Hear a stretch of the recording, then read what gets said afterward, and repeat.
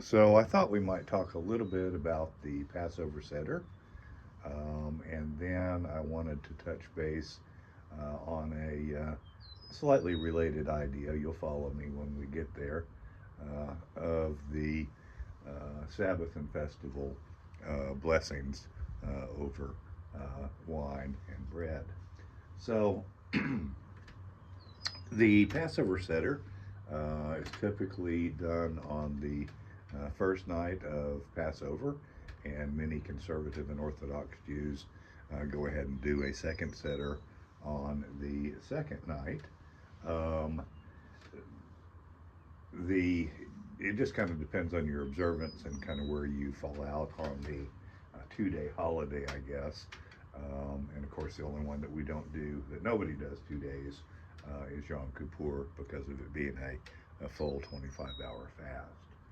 But anyway, so we do the Seder, and I know that some Messianics do the Seder as well, and I know that many of them see Jesus in the Seder.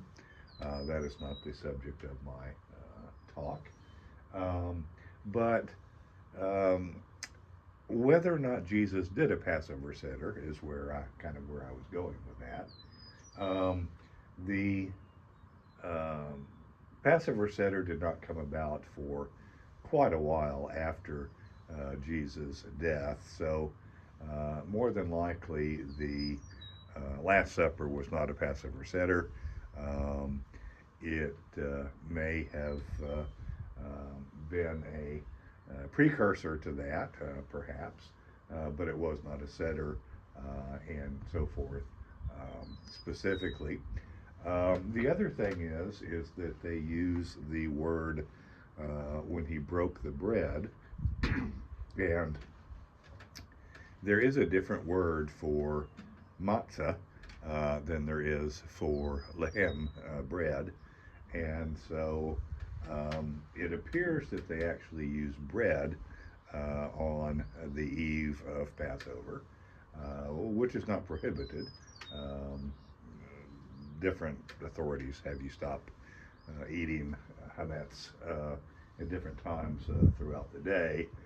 But technically, Torah speaking, there's nothing wrong with, I guess, having a piece of bread just before sundown, if that's what you wanted to do. So, and bread was indeed a staple in that time, and so it would not at all be uncommon to have had bread.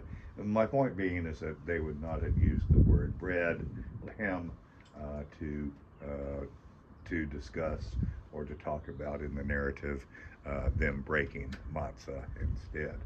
So more than likely it was not a Passover Seder. So the the other thing is the blessings. We say a blessing on the festivals. We say a blessing on Shabbat um, over the wine and the bread.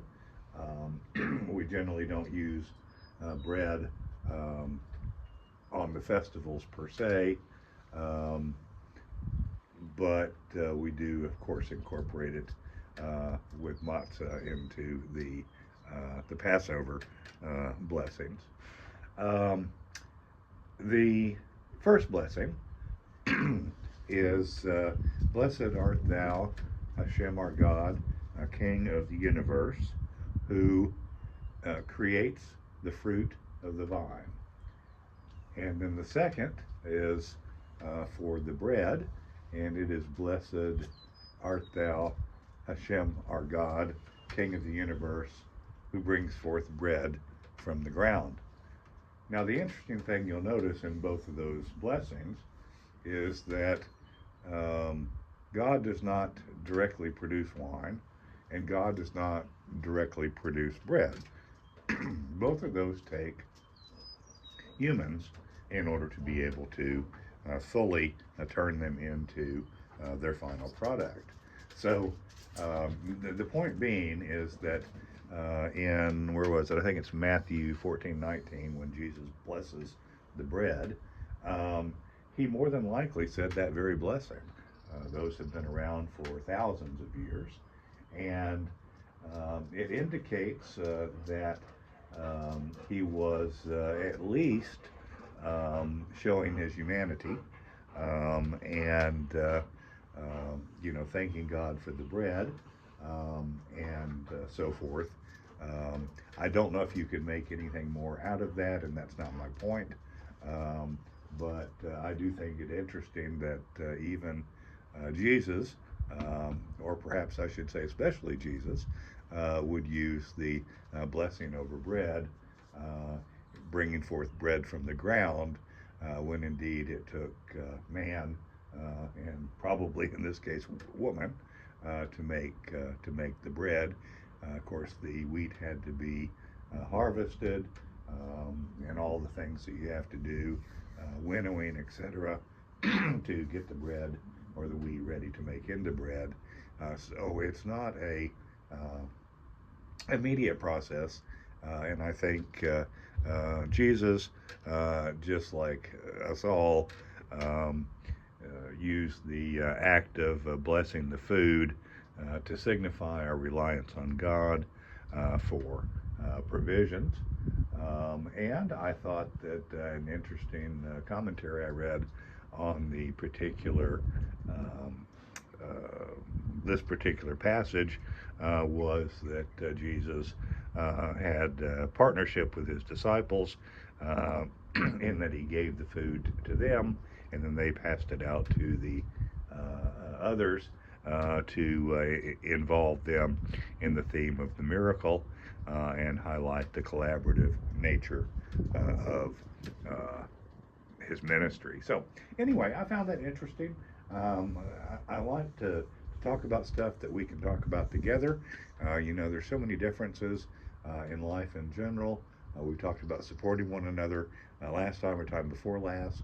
And I just think that if we kind of notice each other's differences but embrace them, rather than utilizing them as a point of contention, the better off that we are. I hope this was helpful to you if you're a Christian, and I hope that if you are Jewish, you don't mind putting up with a little learning about Christianity either. I think it's a very nice faith. Many of my family and friends are therein, and several of them I've already said that if they're not going to heaven, I'm not going either. So I hope you have a good evening, and I appreciate you listening. Shalom.